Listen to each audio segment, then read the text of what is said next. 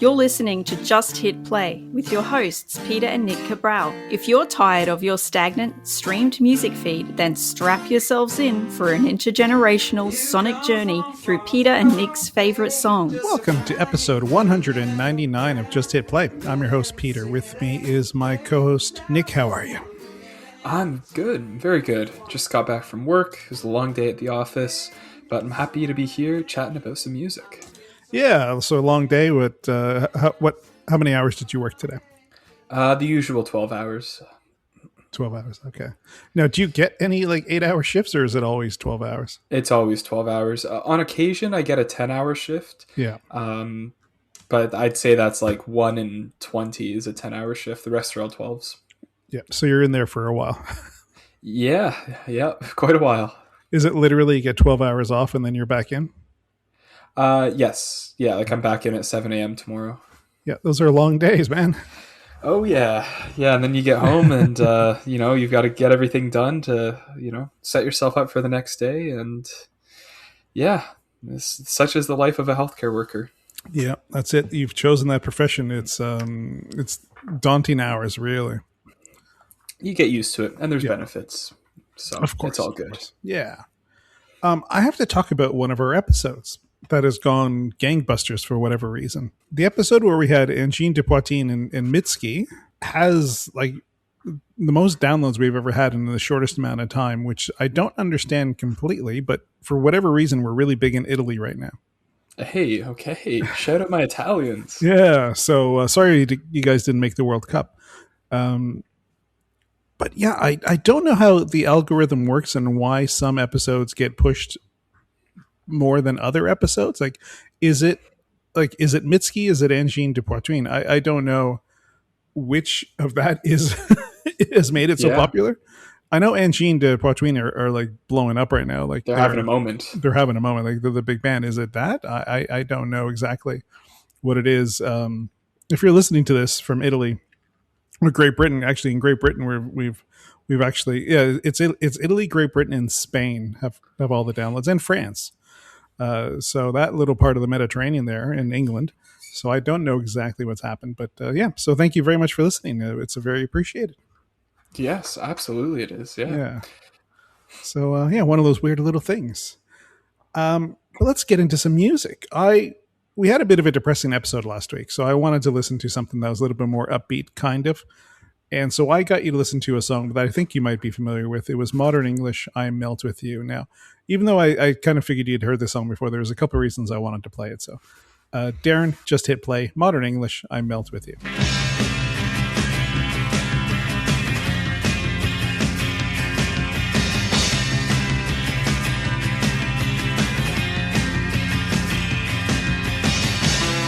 Moving forwards, using all my breath. Making love to you was never second best. I saw the world crashing all around your face. All right, am I guessing you have heard the song before? Definitely. Yeah, I've definitely heard this song. I don't think I could, off the top of my head, tell you where I've heard it, but I've for sure heard this before. Yeah, it's ubiquitous. It's probably been in a million movies that you've seen. Well, just to give you some contradictory information about this song, okay? This is the part that I find fascinating with this song. It is among the top 500 songs ever played on U.S. radio. Wow. So 500 ever. So think about U.S. radio from now till when it started, say the 1910s or 1920s, whenever radio started. Yeah. It's in the top 500 songs played of all time. Wow. So I'm going to give you some other credentials here. So the band Modern English got a Lifetime Achievement Award from BMI, which is because they're in the top 500 songs ever played on U.S. radio. It ranked 39th in VH1's 100 Greatest Songs of the 80s. It's really their only major hit in the U.S. They had some hits in England, but this is the only song I know by them coming from North America. And they were ranked 7 on VH1's Greatest One-Hit Wonders of the 80s. So they made it to 39 on the Greatest Songs of the 80s, but One-Hit Wonders of the 80s, they made it to number 7. But do you want to know the amazing part of this whole story? Please. This was not a hit. What? What do you mean was not a hit? It made it to 78. That's as high as it made it. But how could it be the top 500 Right. songs ever played? Yep, isn't that crazy? Yeah, and it wasn't a hit. Like it was a minor hit. It made it to 78 on the top 100, but it didn't even make the top 40. So try to wrap your head around that. Oh wow, that's shocking to me. Yeah. Because this feels like a song that was a hit. So I don't. I can't even compute this, to be honest with you. Yeah, I don't isn't that understand weird? how that works. That's why I wanted to Yeah. play this song for you. It's so strange. Huh. Yeah. I don't understand how it can be one of the top 500 songs ever played, but not have been a hit. Now it did make it to number 7 on the mainstream rock charts, but on the pop charts, 78. Wow. For a song to be that popular, like 500, top 500 most songs played ever, and to only be 78 on the pop charts is quite something. Like that's a distinction that I don't think many other bands would have. Yeah, they can hang that in the rafters. Modern English, they can pat themselves on the back for that one. So apparently, how it became kind of a hit. There's 2 reasons why. So it got started being played on some U.S. radio station as an import, because obviously the band is from England. And so then it just started hopping from radio to radio. And as one radio station played it, another radio station heard it, and they started playing it. So that's how it sort of made its way through the U.S. was just by listening to it on the radio. And it was also on a soundtrack for Valley Girl, which was a bit of a hit movie back in 1983. I don't think I've ever heard of that movie.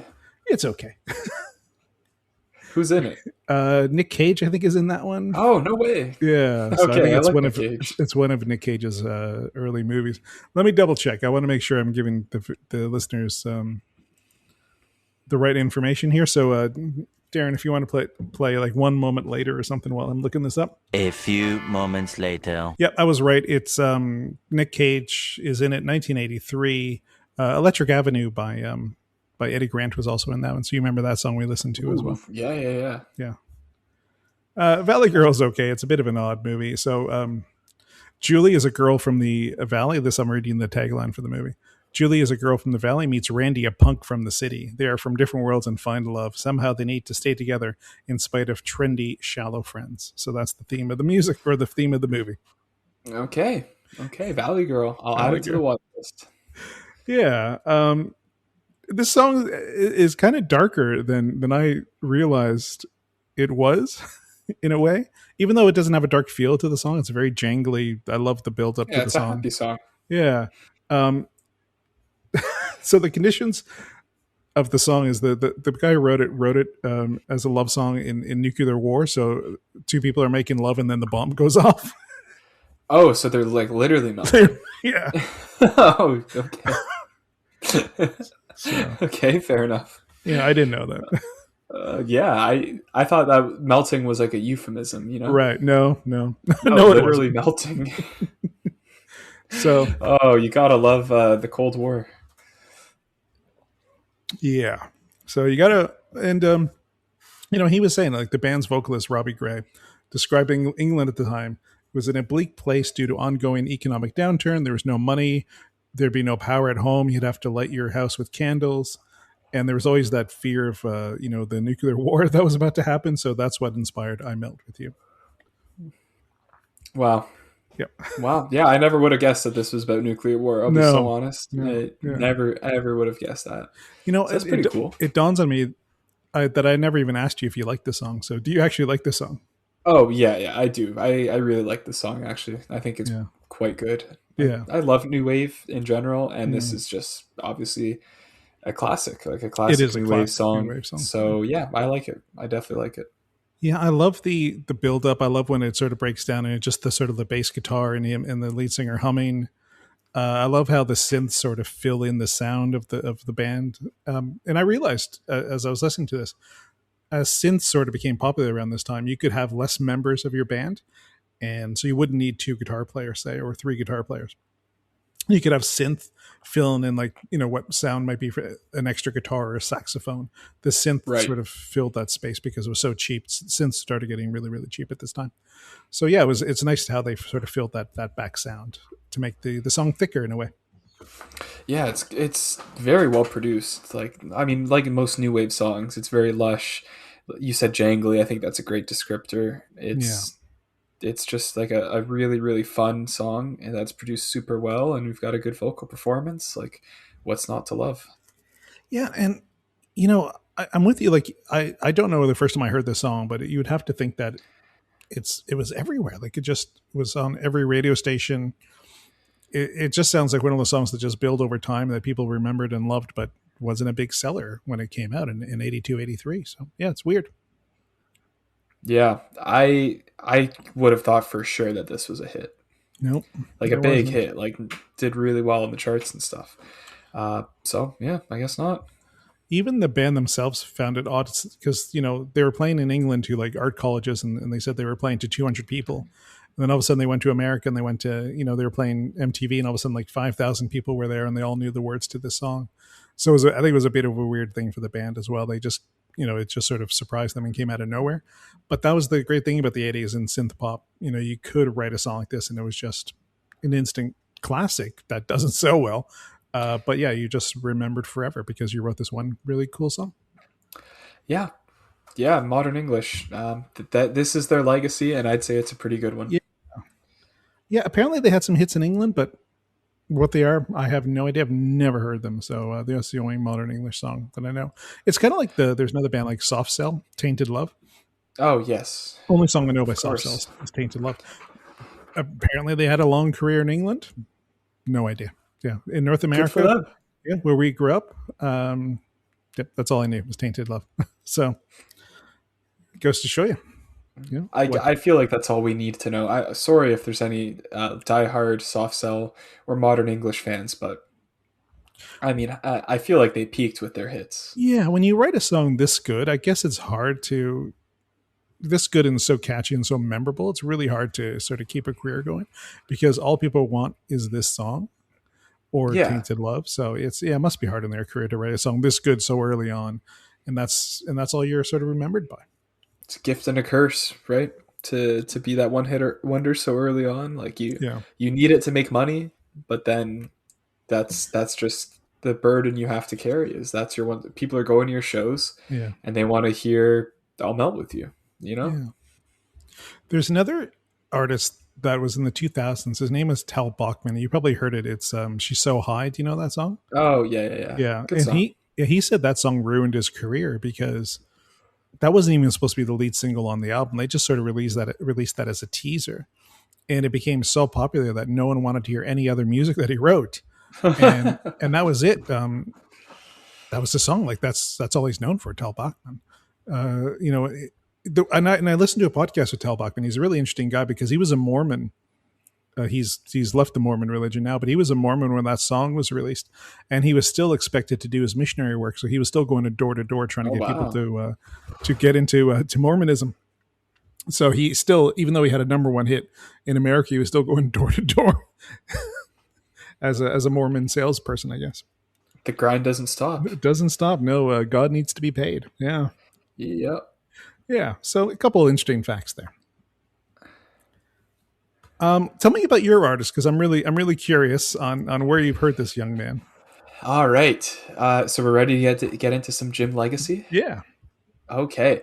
This week I finally I've been really waiting a while to get you to listen to this guy, Jim Legxacy. I've been waiting for the perfect time. I'm a huge fan, and I got you to listen to the song 06 Wayne Rooney. We'll let the music speak for itself and then talk about Jim. So Darren, why don't you just hit play on 06 Wayne Rooney. BBM 真的 pain.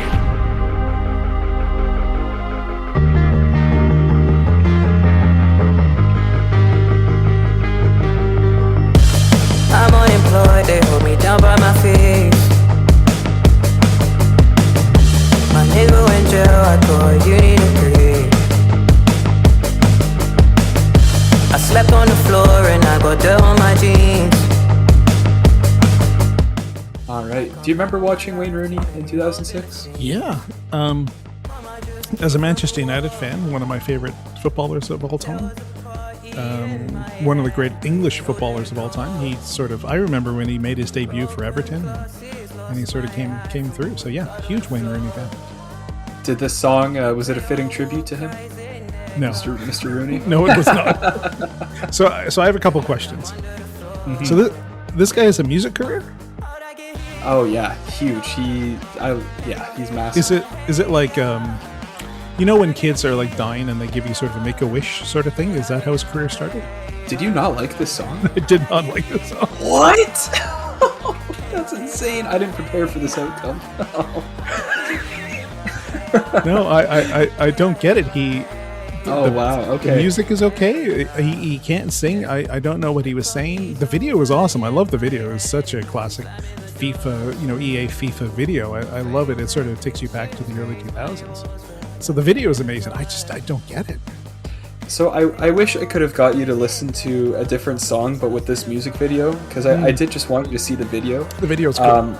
But this is, to be fair, nowhere near my favorite song of his. Yeah. However, I still really like it. I think it's really fun, like pop punk song, like inspired song. So I really like it for that. But he normally doesn't do this much singing. Normally more of like a rapper, R&B, Okay. Afrobeats vibe. Sure.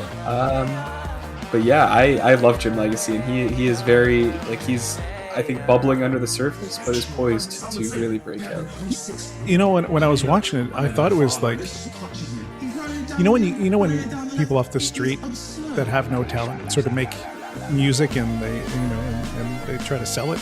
I thought he was that guy at first, but then I was like, oh, but this video is really polished. Yeah, it has really good graphics. So I was like, oh, I don't think he's a nobody. I think he has a career, which really surprised me. He shouldn't sing, I don't think. The music's lovely. The music's like, I have no issue with the music. He took me out of the song. Okay, wow. Well, yes, he does have a career. Okay. I can tell you that for sure.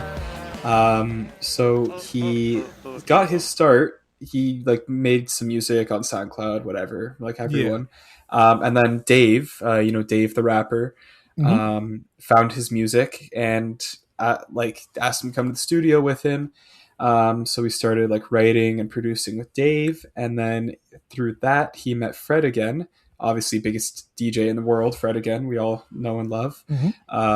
So Jim Legxacy produced a couple songs with Fred again, and then after that went back to working with Dave and Central C.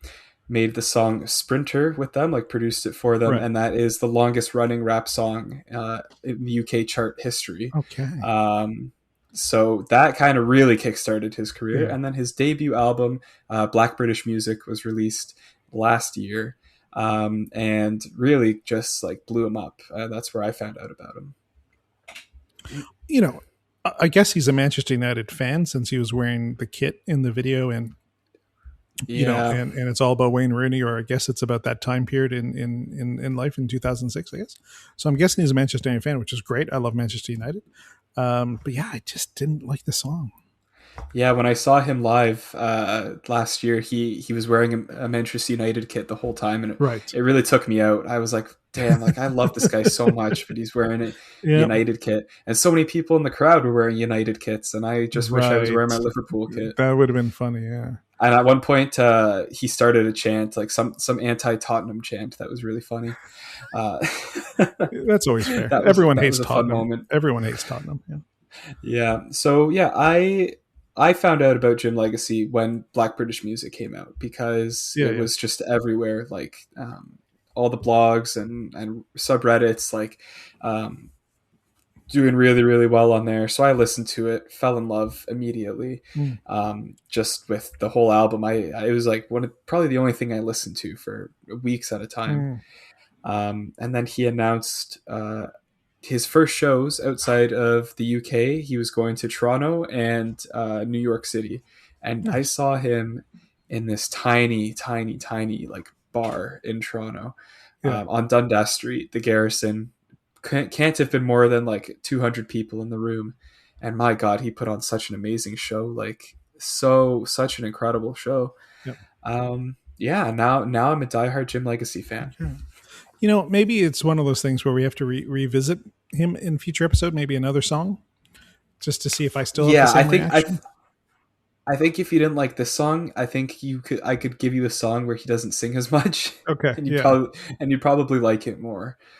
Yeah, I thought he was just a guy off the street who just paid for someone to record him for an hour. But what about the production? The song is great. I just think he just can't sing. But do you need to sing anymore? Really? No, probably not. Does anyone really need to be a good singer? That's probably a really good point. You probably don't need to sing it as good anymore. Yeah. You know? Maybe if I got you to listen to like new David Bowie, that's a really good one. Okay. Tiger Driver 91, that's a good one. He loves his check naming or name checking people. Yeah. I Just Banged a Snooze in Canada Water, that's a good song. Okay. Yeah, let's revisit him in another episode and see what might. I won't listen to any more. You know, to be fair, I'm not going to go searching for anything. I can't imagine you would. But let's revisit him in a future episode and see if I still have the same reaction. Yes, I don't know. You might, but I suspect I could find a song you definitely like more than this. So you're surprised I didn't like this song? You sounded surprised. Yeah, I thought you would just get like hypnotized by the Manchester United stuff, and that would make you like the song. No, I just couldn't get into it. I don't know what. I tried. I listened to it a bunch of times. It's just so fun and like upbeat. And it is fun. It is fun. I just like his singing just kept taking me out of the game, I guess. Yeah. Okay. You know what it is though? It is a perfect EA FIFA game to play on PlayStation. Like, I don't know if it's ever been included in PlayStation. I'm guessing it probably has at some point because it has that feel to it, but it does have that sort of world. Yeah.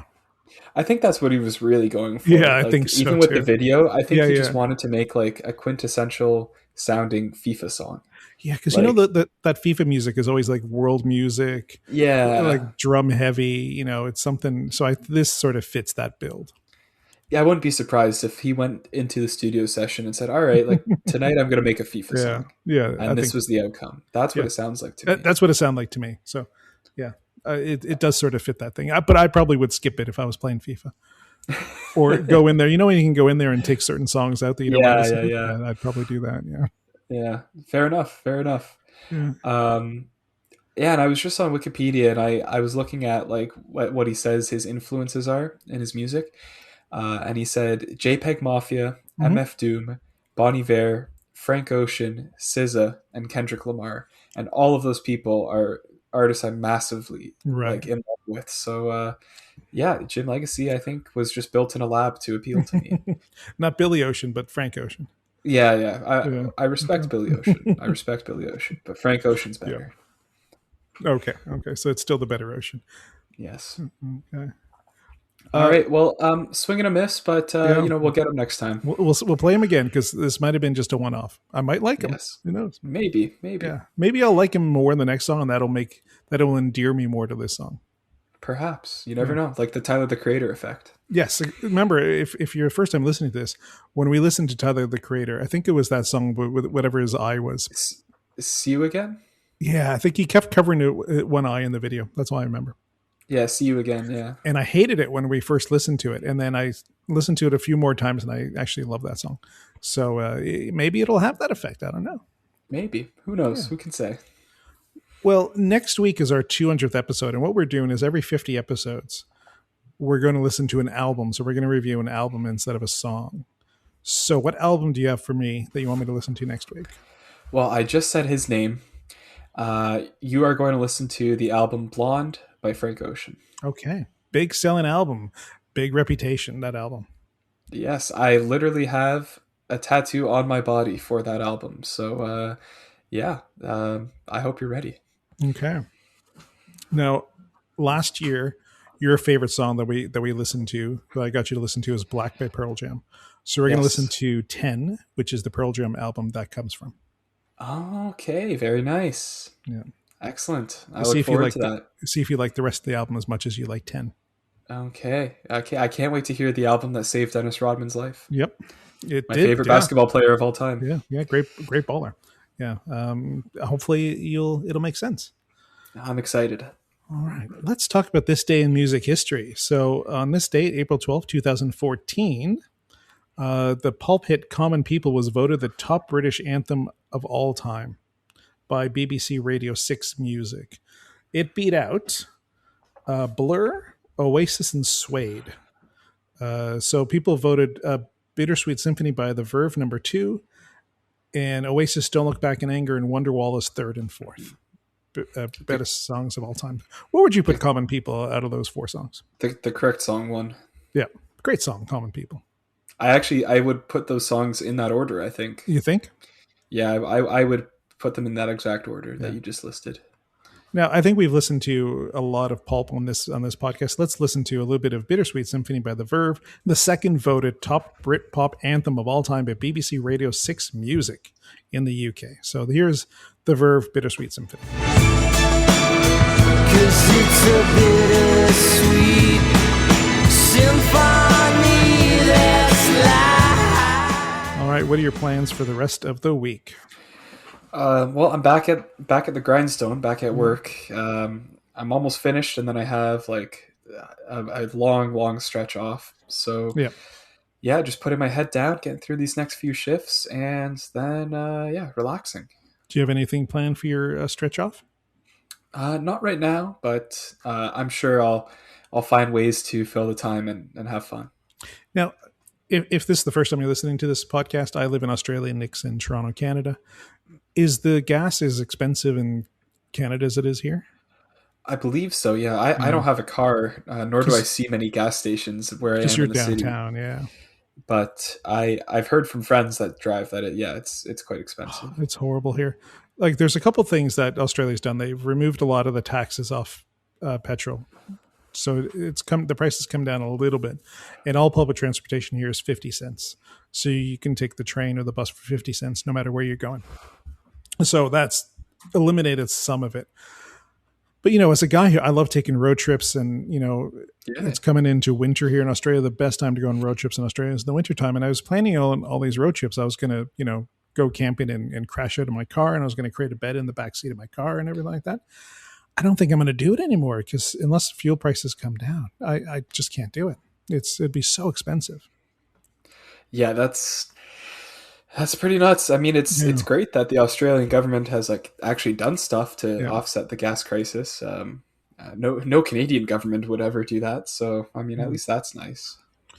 No, I think diesel is like $3 a liter right now, which is really high. And I think for just normal gas, normal petrol is like $2.20, I think, here right now, $2.12. Like, that's about the average. And, compared to, I think it was like $1.45, $1.50 like a month ago. Wow. So it's real. It's almost, it's gone nuts. It's awful.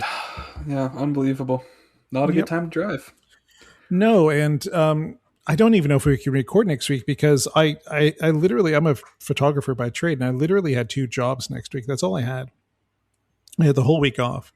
And all of a sudden, yesterday, my whole week is now filled, and I'm going to Cairns for 2 days on Friday next week. We usually record on a Friday. So I don't know if we'll have a chance to record. We'll see. We'll take a look at our calendars once we end the episode and see if there's any days that we can record. But yeah, next week, it's nuts for me. If we have to skip a week, that just gives us more time to sit with the albums. Exactly. So, yeah. No, the week after I'm fine, but yeah, next week has just gone mental. Well, I wish you the best of luck with that. Yeah. All right, let's talk about our independent artist this week, which is someone we featured many times before, and his name is Oktaf Kanis. Now, this is a little bit weird. We've never featured an independent artist that has done a cover, but I've listened to the cover and I really dig it. It's got a nice rollicking blues feel to it, and it's "Heroes" by David Bowie. He's covered, and I really like it. So we're gonna give it a spin here. So this is Oktaf Kanis with his version of "Heroes." So Darren, just hit play, and Nick, we're going to talk to you maybe next week. You got it.